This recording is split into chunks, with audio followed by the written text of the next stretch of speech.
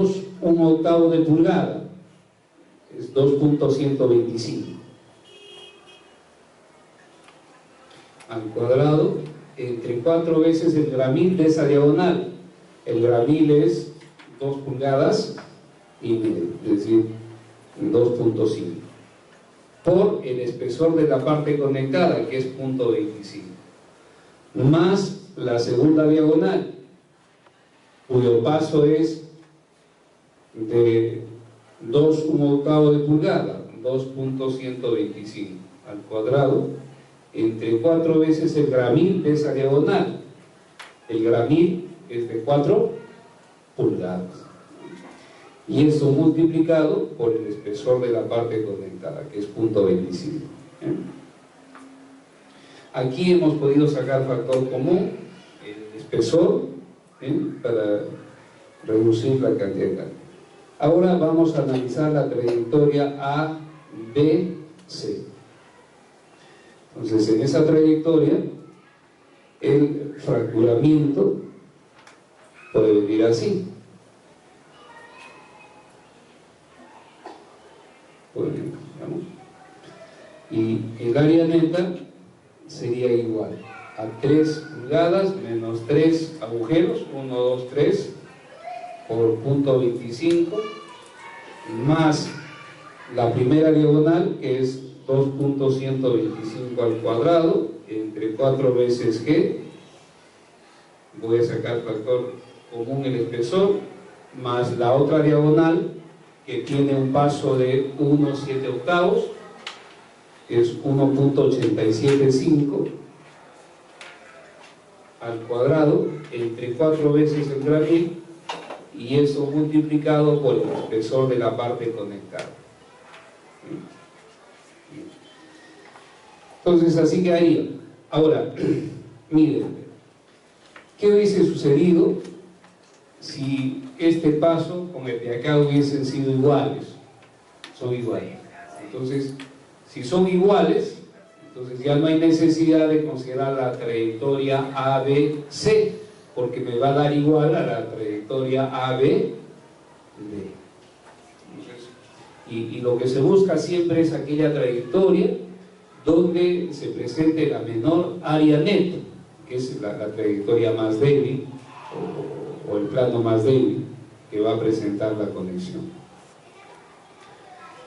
Entonces los resultados están aquí tabulados. Aquí sale o calculados 2.50 pulgadas cuadradas para la trayectoria ABD, es de 2.43 pulgadas cuadradas, y para la trayectoria AD es de 2.42 pulgadas cuadradas. Entonces el área neta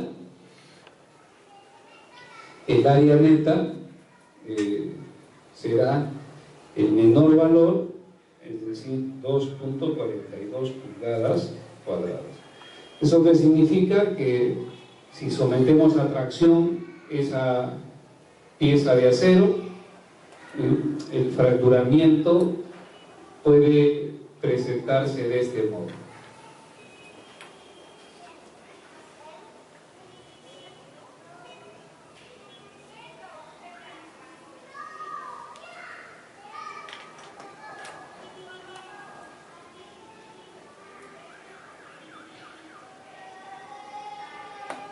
Modo de fracturarse esa pieza.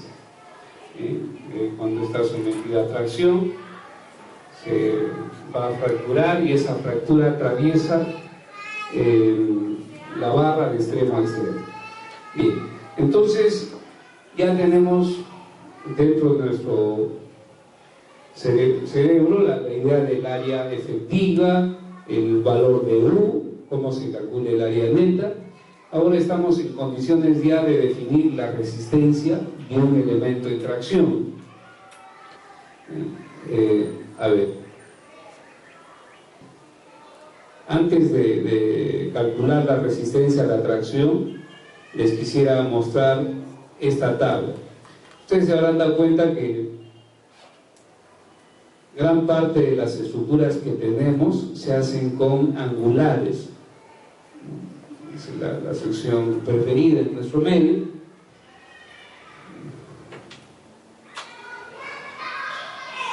Y en los angulares se pueden conectar vía soldadura o pernos. Como ven, lo que está en la pantalla corresponde a las especificaciones. El manual, disculpen, el manual,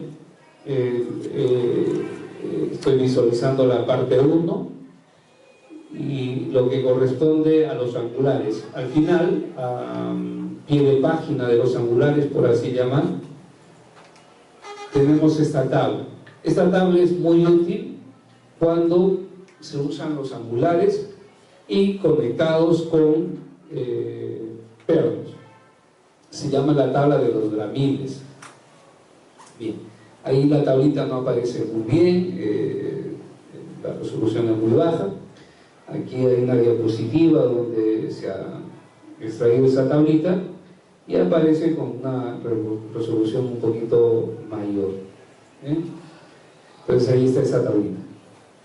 Se llama la tabla de los gramiles. Como ven, en la figura de la izquierda tenemos un angular de alas desiguales.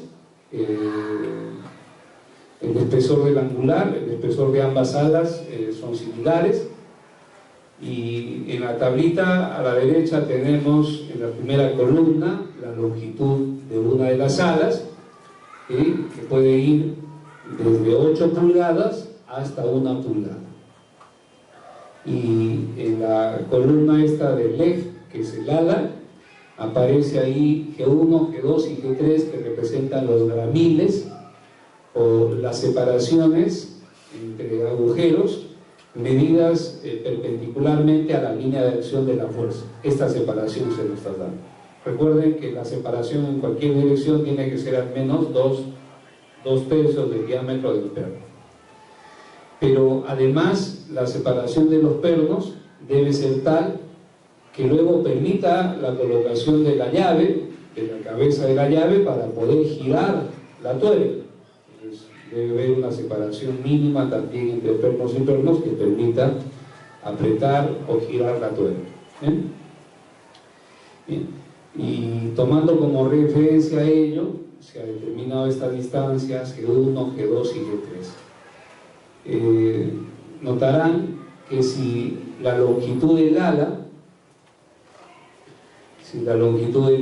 es menor o igual que 4 pulgadas, entonces en esa ala se puede colocar solo una hilera de conectores, porque aparece solo G1. Caso contrario, si la longitud del ala es mayor o igual que 5 pulgadas, entonces en esas alas se puede colocar 2 hileras de conectores, G2 y G3. ¿Sí? Entonces, esta tablita, como les decía, es vital para aquel que diseñe estructura metálica, porque ya nos va dando la posibilidad de saber o de conocer cuántos conectores en cada ala se pueden colocar. Si tengo una ala de 3 pulgadas, bueno, máximo le puedo colocar un hilera de conectores, no se pueden colocar 2 hileras de conectores. ¿Estamos? Así debe entenderse esta tabla. Bien, entonces ya hemos revisado esto. Vamos a ver cómo se calcula la resistencia a la tracción de una barra y luego haremos el diseño de una barrita y trataremos de complementar esto con el diseño de una armadura. ¿Ya? Vamos a ver. ¿No? Si es que se usa 0 a 36.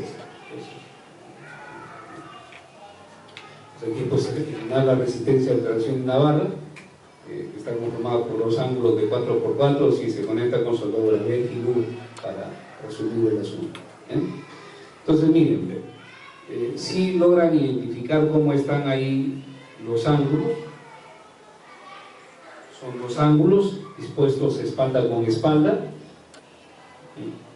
Los ángulos espalda con espalda. La placa de nudo, la placa de nudo debería tener ahí especificado un espesor, luego les trato de explicar por qué. Y como es long ledge back to back, significa que las alas de mayor dimensión están dispuestas espalda con espalda, ¿no? Tal y cual estoy mostrando aquí en el dibujo. Las alas de mayor dimensión están dispuestas espalda con espalda. Eso significa que la longitud de esta ala es de 4 pulgadas y esta otra ala es de 3 pulgadas. El espesor del ala es de 1/4 de pulgada. ¿Bien? Entonces por acá tenemos la carga axial y por acá tenemos el cordón de soldadura. Nunca se dibuja, ¿no? Tal vez aquí esto es como una medida de referencia, ¿no? Para ver cómo está dispuesta la soldadura, nada más. Y notarán que hay soldadura tanto longitudinal como soldadura transversal, ¿eh? El primer estado límite se llama afluencia del área bruta. Entonces, en ese estado límite, la resistencia a la tracción es phi T Fy por el área bruta. El factor de resistencia es de 0.90. Entramos a la tabla 2.3, ubicamos el acero a 36 y para el acero a 36 el Fy es de 36 KSI. Y el área bruta, que es una propiedad seccional de esos dos ángulos.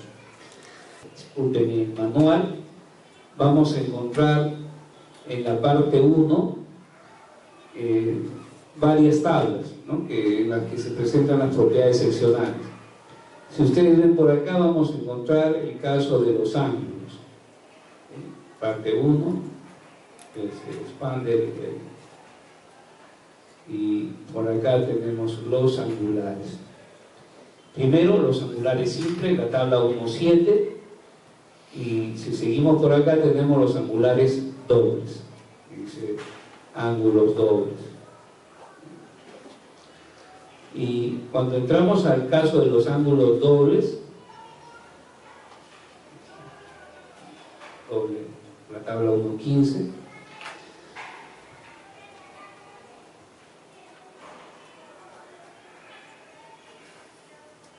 vamos a encontrar las dos disposiciones, el LLB y el SLB.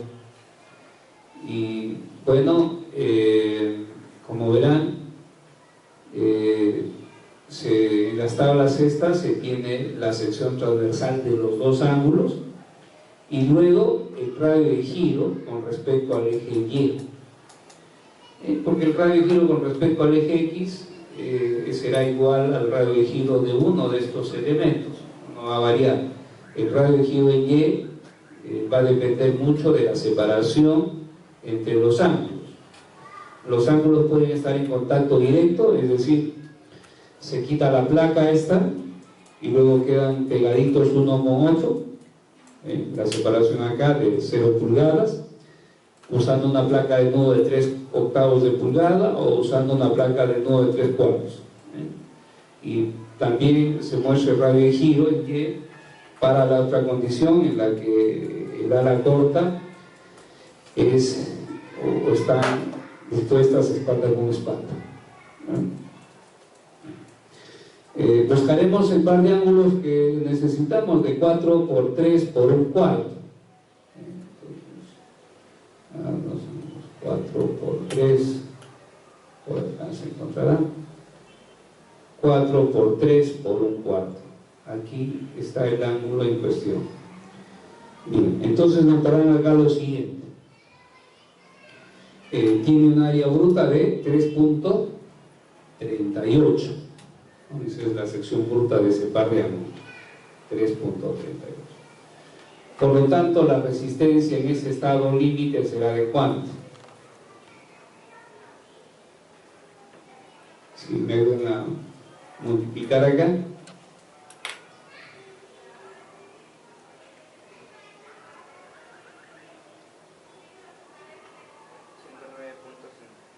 109.5 kilolitros.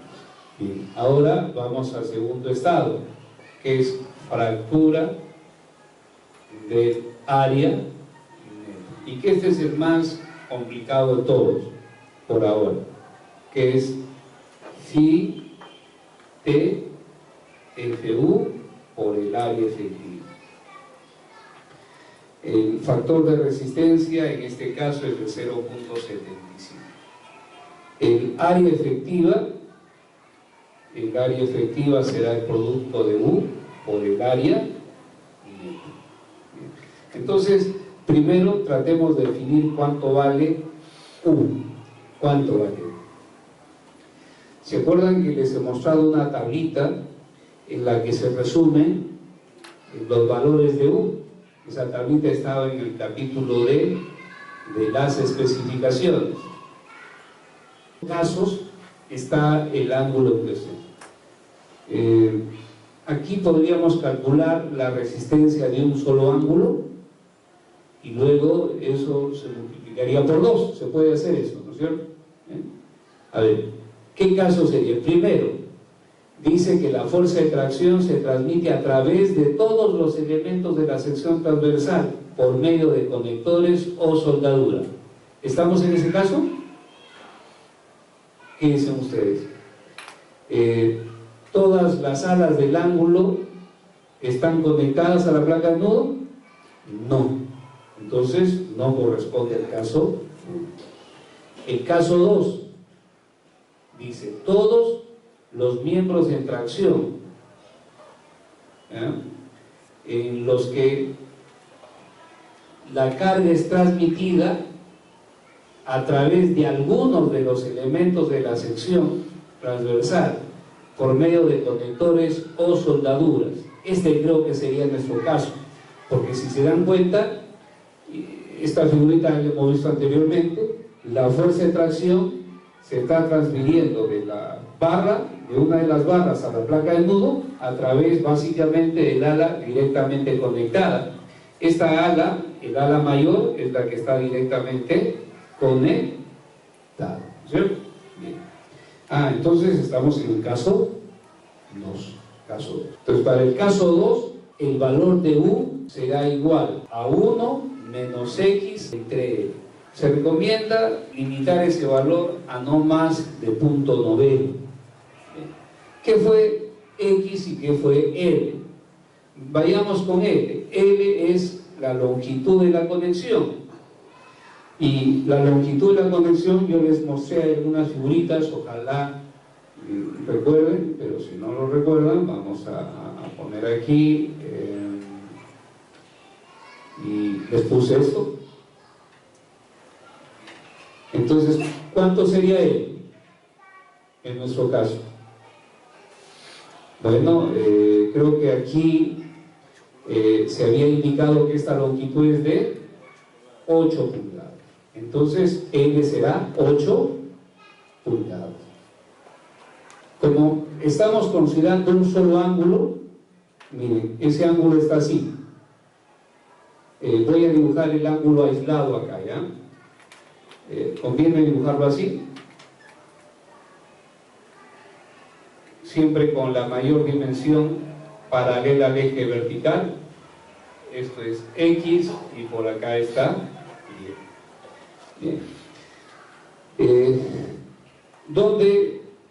¿Qué ala está conectada? El ala vertical, ¿no es cierto? El ala que tiene la mayor longitud. Este viene a ser el ala conectada. Por lo tanto, ¿dónde se ubica el plano de la conexión? Se ubica acá. Ahí se ubica, ¿no es cierto? Bien. ¿Qué viene a ser X? La distancia que hay desde el plano de la conexión al centroide. Entonces, esto vendría a ser X rayita. ¿Dónde determino el valor de X rayita? Aquí en estas tablas que les he mostrado, en la que se tiene la sección compuesta, la sección armada, aquí no está, ¿no es cierto?, el valor de X. Está cualquier cosa menos X. El valor de X lo vamos a encontrar en la tabla 1.7, donde están los ángulos sin. Bien, entonces aquí hay que buscar el ángulo de 4 por 3 por un cuarto. 4 por 3 por un cuarto. A ver, 4 por 3 por un cuarto. Aquí está. Voy a solucionar esto.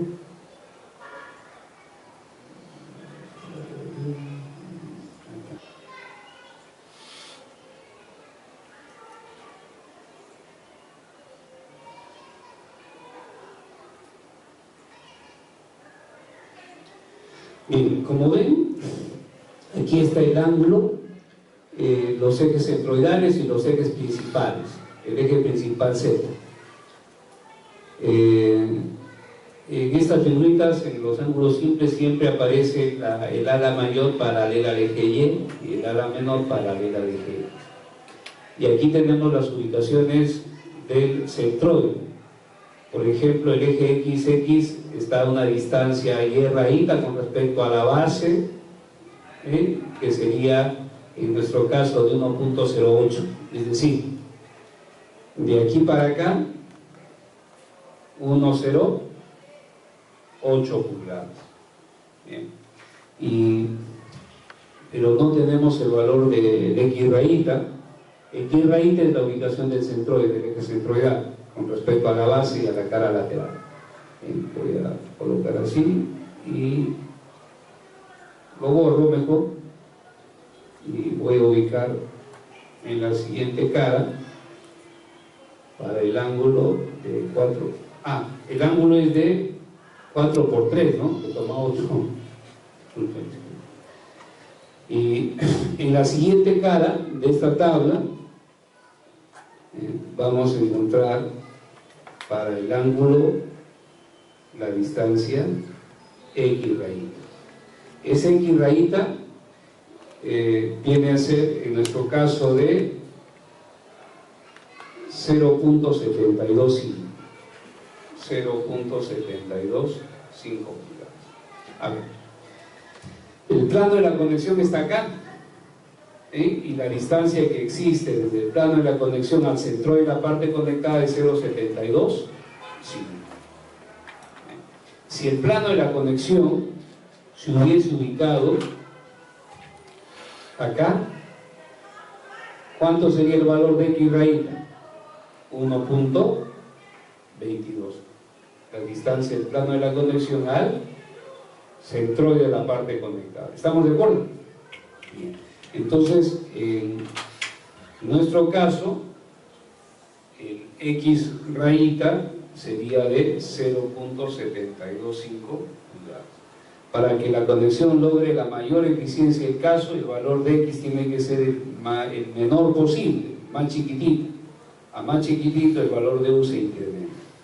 ¿Cuánto sería el valor de U? Sería 1 menos 0.725 entre 8. ¿Cuánto queda?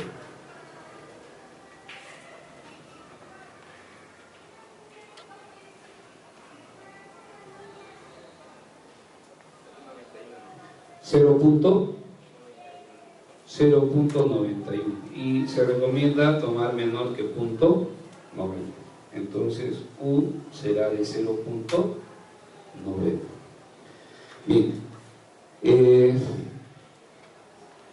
el área neta acá, como no hay agujeros, no hay perforaciones, será igual al área bruta. Pero aquí vamos a considerar el área bruta de un solo ángulo y luego multiplicaremos por 2 para calcular la resistencia total. Bien, entonces la resistencia a la tracción de un solo ángulo, será así: phi t P sub n 0.90 por el FU. El FU, disculpen antes de que me estoy adelantando aquí las cosas. El área efectiva porque ya puedo calcular aquí ahora el área efectiva, que es el otro dato que necesito, será el producto de U por el área neta. U 0.90, el área neta será igual al área bruta, puesto que no hay reducción de la sección transversal, entonces será de el valor del área bruta de un solo ángulo, se ve acá, 4 por 3 por un cuarto es de 1.69, entonces será por 1.69. ¿Cuánto sale? Esto es de un ángulo, 1.52 pulgadas cuadradas.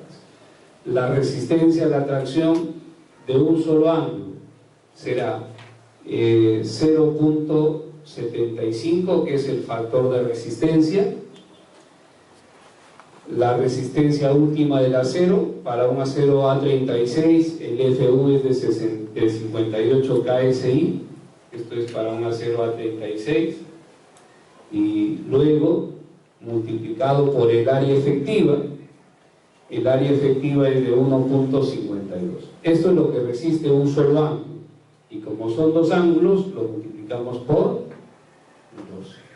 para obtener la resistencia por fractura del área neta.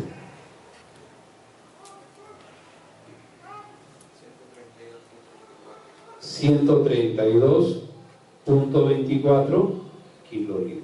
Bien. Entonces, miren, hay dos resistencias. La resistencia a la afluencia del área bruta es de 109.5 kilolitros y la resistencia a la fractura del área neta es de 132.24. De esos dos habrá que tomar el menor.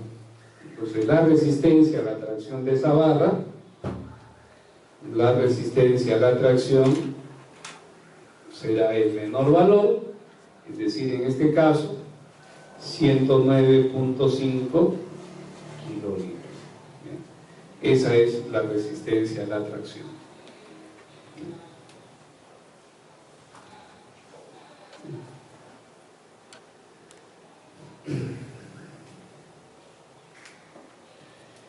Si hubiésemos tenido perforaciones o pernos, entonces habría que calcular el área neta, ¿no? Y habría que ver si esas perforaciones están sin alternar o alternadas. Si están sin alternar, facilito. Si están alternadas, hay pequeña complicación. En la alternada, lo que se hace es calcular la menor área neta, luego se define el valor de U y se calcula el área efectiva, y reemplazando, calculamos luego la resistencia a la tracción por fractura del área neta. Por ahora, de esos dos valores siempre se tiene que tomar el menor. No sé si tendremos alguna consulta hasta acá.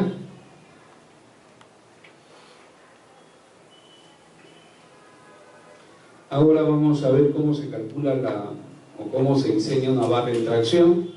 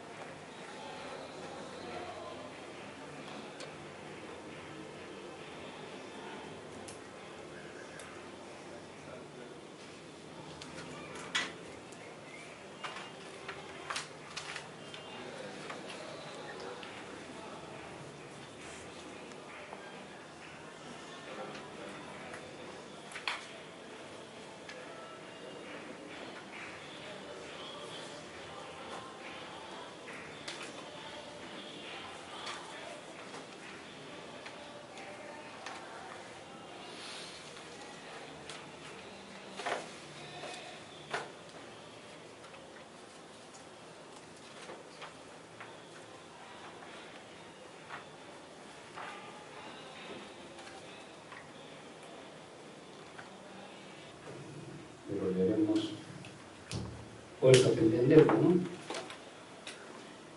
El dibujo que tengo aquí en la pizarra de la izquierda representa el detalle.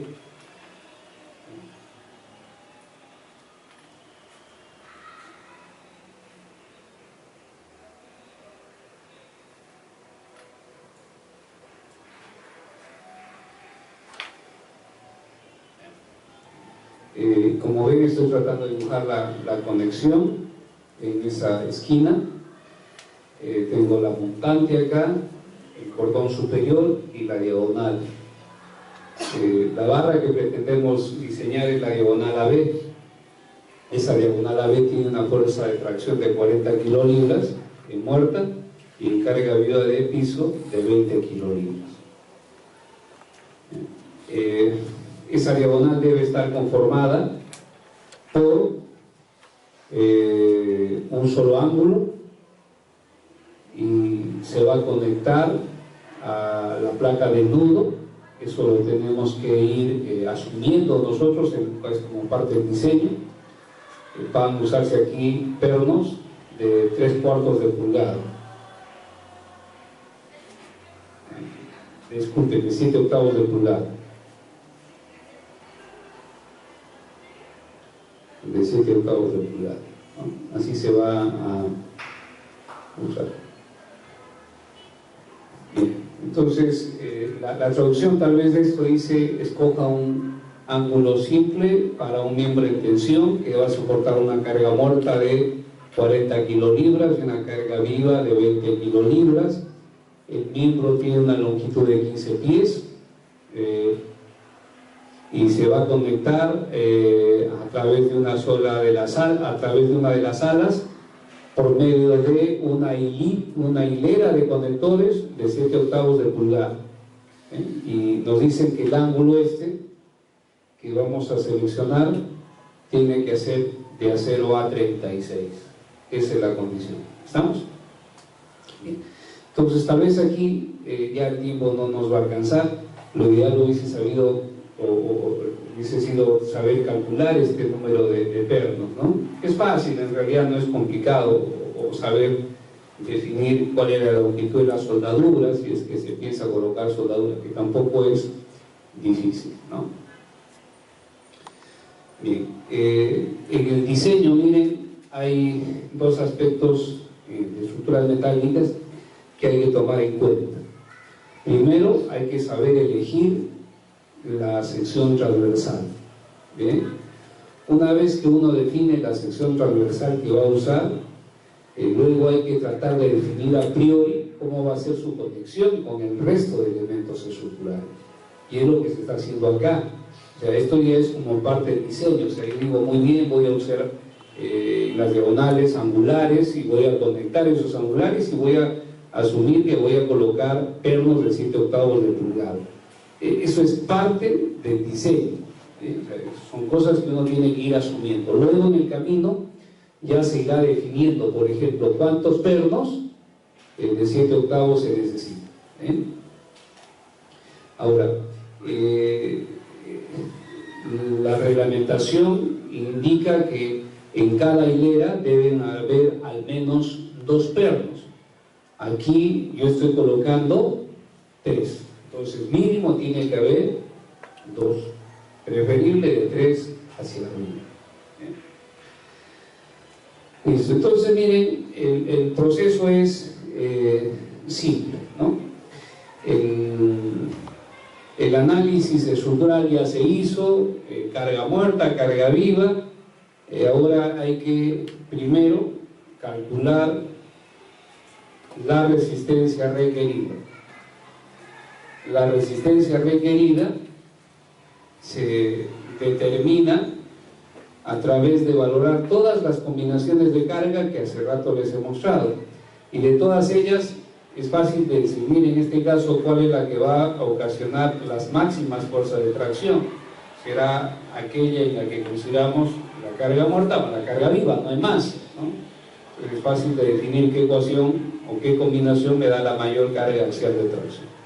Entonces la máxima carga axial de tracción será 1.2 de 40 más 1.6 de 20. Y esto ya está definido acá y resulta de 80 kilolitros. Entonces, esto nos ayuda bastante. 80 kilolitros. Entonces ya tenemos la resistencia requerida. Segundo paso. Acuérdense, lo primero, una de las cosas que hay que hacer es definir cómo va a ser el detalle de la conexión. Esto ya son pasos ya muy sesgados, es decir, los tengo que hacer sí o sí, ¿no? El segundo sería, digamos, la selección o el cálculo, voy a poner así, cálculo de la sección del área bruta requerida, ¿no? Del área bruta requerida. Entonces, miren, hemos considerado dos estados límites. El estado límite de fluencia del área bruta, las resistencias Phi, Fy por el área bruta. Y esto obviamente tiene que ser mayor o igual que la resistencia requerida, que es P. De aquí resulta que el área bruta requerida tiene que ser mayor o igual que PU entre Phi. Esa será el área bruta requerida por fluencia del área bruta. Y en el estado límite de fractura del área neta, la resistencia requerida es Phi Fu por el área efectiva. Bien, entonces sabemos, y eso tiene que ser mayor o igual que PU. Aquí podríamos despejar y nos queda que el área efectiva tiene que ser mayor o igual que PU entre Phi T por Fu. ¿No? El problema es que esta área efectiva luego no me sirve de mucho.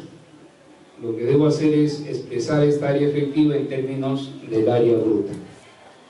Bien, entonces para eso hacemos lo siguiente. El área efectiva es el producto de U por el área neta. Aquí es fácil de definir el valor de U. ¿Cuánto debe ser U? Bien. Para definir el factor de reducción hay que entrar a las especificaciones. ¿Se acuerdan? A la tabla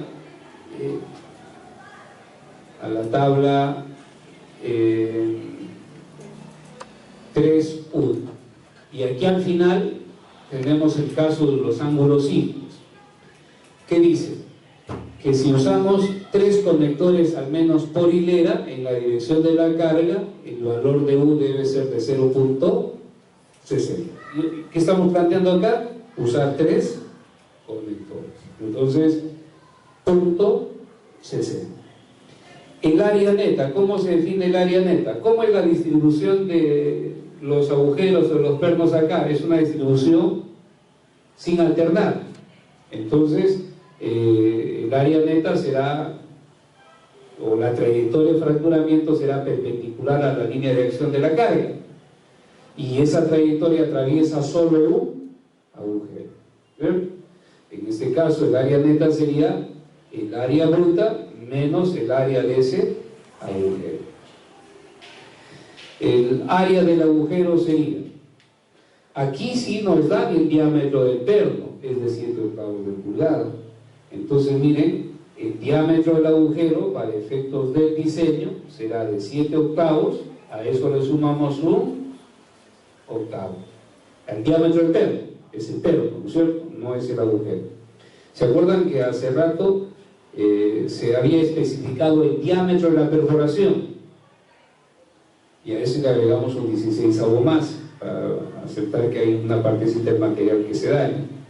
Pero aquí me están dando el diámetro del perno. Entonces acá el diámetro del agujero es de 1 pulgada. Bien, entonces el área del agujero será el producto del diámetro del perno, que es 1 pulgada, por el espesor del angular. Eso es de manera general. Bien, acá miren, el área efectiva quedaría así, como el producto de U por el área neta, ¿no? Es decir, U, el área neta, para un poco generalizar, es igual al área bruta menos el área de los agujeros. ¿Bien? Esta expresión de acá se puede reemplazar allá, y el área efectiva, que sería U por el área bruta menos el área de los agujeros, tiene que ser mayor o igual que PU phi T por F U. Aquí podemos despejar el área bruta, y el área bruta queda como PU entre U phi T FU más el área de los agujeros. Como ven, entonces hay dos criterios para definir el área bruta. Un criterio, el área bruta requerida por resistencia, por fluencia el área bruta, y el otro área bruta requerida por fractura del área neta. ¿Se entiende eso? Bien. Bueno, entonces vamos a definir cuánto es el área bruta requerida. Lo de acá creo que ya le tomó foto. Entonces lo voy a borrar porque ya no lo necesito. Y miren, por fluencia del área bruta, el área bruta requerida debería ser mayor o igual la carga axial, que es de 80 kilolibras, dividida entre el factor de resistencia y por la resistencia a la fluencia del material. Esa se va a 36, el FI es de 36 kSI. Y por fractura del área neta, el área bruta requerida es los 80 kilolibras entre el valor de U, que es de 0.60 para la conexión en cuestión, por FU, que es 58 kSI, y faltó el factor de resistencia, ¿no?, por 0.75 y por 0.58. Y a esto hay que agregarle el área de los agujeros. ¿Cuál es el área del agujero? Hay un solo agujero y el área es una veces el espesor del angular, es decir, más T. Bien, el primer número sale ¿cuánto? ¿Cuánto sale el primero? 2.47 pulgadas cuadradas. Y aquí resultará 80 entre 3.06 más T. Recuerden que este T representa el área de un solo agujero, es el diámetro por el espesor del ángulo es T, el espesor del ángulo se desconoce. ¿Bien? Bien, entonces el área que tenga, o la sección transversal que tenga ese angular, debe ser al menos de 2.47. 306 sale, ¿estás seguro? 80 entre 0.60 entre 0.75 por 58, ¿sale así? Bien. Entonces sería de 2.47, pero no menor a 306 más T. Ahora vamos a colocar un tercer ítem y vamos a poner aquí cálculo del radio de giro 1000. La esbeltez de la barra es L entre R de la barra de tracción. Aquí no importa el factor de longitud efectiva.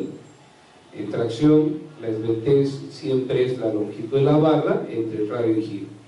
Tiene que ser menor o igual que 300, ¿se acuerdan? es la esbeltez del elemento. Pero la esbeltez se debe calcular considerando el menor radio de giro de la sección. La sección es una sección asimétrica que tiene sus ejes centroidales XY y por acá están sus ejes principales. El radio de giro con respecto al eje principal es menor, ¿no es cierto? Entonces el menor radio de giro se presenta con respecto al eje Z, ¿sí? Es la longitud menos el menor radio de giro. El menor radio de giro se presenta con respecto al eje principal Z. Entonces esto es L entre RZ tiene que ser menor o igual que 300. Es decir, que RZ tiene que ser mayor o igual que L entre 300. Bien. Es decir, la longitud de la barra es de 15 pies por 12 entre 300. 15 por 12 entre 300 da ¿cuánto? 0.60 pulgadas. Ahora vamos a colocar aquí 4. Selección de la barra.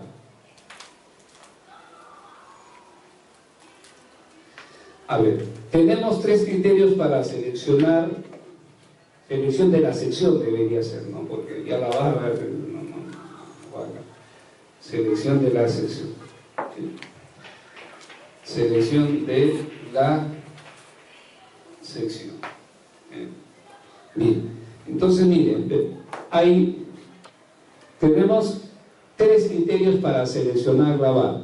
Primero, que el área bruta tiene que ser al menos de 247, pero no menor que 306 más D.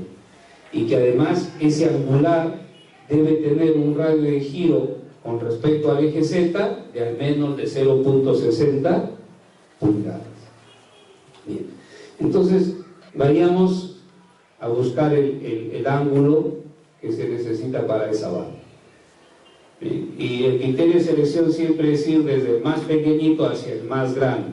El más pequeñito de los ángulos es el de 2 por 2 por 3 octavos, que como ven, sus secciones transversales son muy pequeñitas, muy disminuidas, ¿no? 0.48 a 1.36, eso no va a cumplir, ¿no? Necesitamos, miren, que mínimo sea de 306. No sé si se dan cuenta por qué. Porque 306 es más de 2.47. Entonces, oye, a ver, de hecho que entre estos dos debo escoger el mayor, ¿me entienden? Porque el área bruta tiene que ser, para efectos de controlar la afluencia, mayor que 2.47 o mayor que 306 más 3. Eso significa que de estas dos cantidades debo tomar el mayor, y el mayor está abajo, ¿no? Entonces, como mínimo debe tener una sección transversal equivalente a 3.06 más el espesor del angular. Entonces, veamos. Busquemos por acá 306. Aquí 0.48, 0.75, no pasa nada, ¿no? Seguimos hacia arriba y por acá tenemos 0.99, 2.50, 2.75. Ya por acá podríamos encontrar la solución. Miren, el ángulo de 4 por 3 por media tiene una sección transversal de 3.25 y 3.25 es un poquito mayor que 3.06 más. Entonces seguirá lo siguiente: por 3 por media pulgada. ¿Qué debemos verificar? Primero, miren, ese ángulo tiene una sección bruta de ¿cuánto? De el ángulo será de 3.25 pulgadas cuadradas. El área bruta requerida será el mayor de 2.47 pulgadas cuadradas, que es el área requerida por fluencia, o 3.06 más P, que es el área requerida por fractura. Bien, entonces el área requerida será 3.06 más media, que es 0.51. 306 más 0.51 nos proporciona una cantidad de ¿cuánto?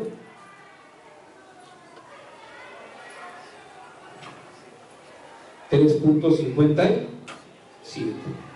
Entonces acá tenemos 3.57 pulgadas cuadradas. El área bruta que tiene ese angular es de 3.25 pulgadas cuadradas y tiene que ser mayor que el área requerida, que es el mayor de estas dos cantidades, 3.57. ¿Qué puedo decir? Que no cumple. Necesitamos coger un ángulo un poquito más grande. Entonces podría ser el ángulo de 4 por 3 por 5 octavos. Entonces digo muy bien, ángulo de 4 por 3 por 5 octavos. El área bruta que tiene ese angular es de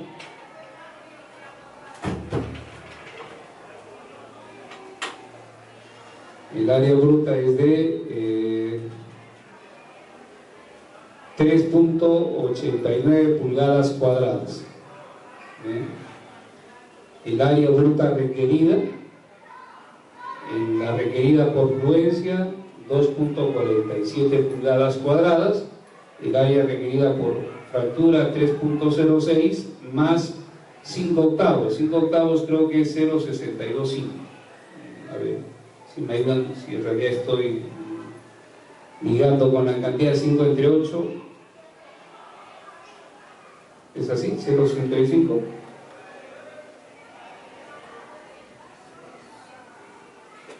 Bien, entonces acá estamos hablando de 3.68, 69, ¿sí? 3.69 pulgadas cuadradas.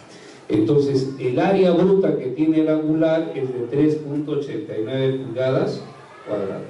Y como ven, es mayor que el área requerida. De estas dos es mayor, 3.69 pulgadas cuadradas. ¿Qué puedo decir? Que ese angular cumple con el principio de resistencia. Ahora, el radio de giro con respecto al eje Z, como ven, tiene que ser mayor o igual que 0.60.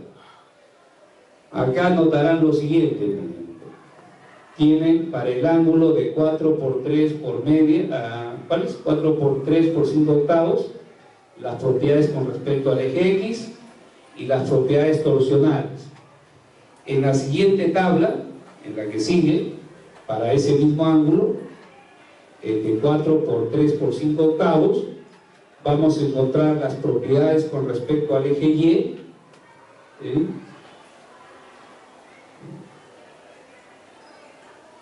Las propiedades con respecto al eje Y, las propiedades seccionales, y luego las propiedades con respecto al eje Z. Con respecto al eje Z, tienen alrededor de ese eje el momento de inercia, el módulo de sección elástico y el radio de giro. Y también tienen la abertura que hace el eje principal con el eje principal Z con el eje Y, que es de 0.534, ¿no? Y la tangente se está en radianes, parece. Bien, entonces el radio de giro mínimo es de 0.63 pulgadas, es el radio de giro que tiene la sección, 0.63 pulgadas, y eso tiene que ser mayor o igual que 0.60. ¿Qué puedo decir? Que ese ángulo cumple. Entonces su radio de giro con respecto al eje Z es mayor que el radio de giro mínimo requerido. Bien. Entonces miren, este ángulo pasa, ¿no? El ángulo de 4 por 3 por 5 octavos pasa. Lo que debemos hacer ahora es mirar el peso de ese ángulo. Ese ángulo pesa más o menos, aquí está, pesa 13.6 libras. Lo que hay que ver ahora es tratar de buscar una solución en otro par de angulares en los que digamos el peso sea ligeramente menor al que acabamos de calcular. Entonces podría ser, por ejemplo, el ángulo de 4 por 3,5 por media, podría ser, es cuestión de estudiar. Creo que ese ángulo podría ser, o tal vez ángulos un poquito más grandes. Se me ocurre, por ejemplo, el ángulo de 5 por 3. Acuérdense que la condición es que las alas sean desiguales. 5 por 3 podría ser acá 3,31, ¿sí? Por 7,16 o 5 por 3 por media pulgada, ¿no? Los pesos de esos ángulos me parece que están un poquito por debajo del peso del ángulo que acabamos de definir, ¿no? 13,6, el otro es 12,8. Entonces, lo que les pretendo decir es que, bueno, hay que buscar otras alternativas y de todas ellas hay que seleccionar aquel ángulo que tenga el menor peso. Es un trabajito un poquito tedioso, pero que se debe hacer, ¿no? Bien. Entonces, miren, este es el modo con el cual se diseñan los elementos de tracción. Ya nos venció el tiempo, creo que no nos pueden dar más tiempo, y ya el diseño de la conexión lo podemos ver tal vez en otra ocasión. O sea, me gustaría por lo menos que vean ustedes un ejemplito casi completo de una armadura, en los cuales se hacen los cálculos que a la parte de la estructura de acero nos interesa, es decir, cómo se diseña una barra comprimida, cómo se diseña una barra traccionada y cómo se diseña una conexión. Eso lo voy a preparar manualmente para alcanzarles, y si nos da el tiempo en otra sesión les demuestro cómo se hacen esos cálculos, ¿sí? Entonces, no sé si tendrán alguna pregunta. Si no hay ninguna pregunta, les agradezco y será hasta otra ocasión.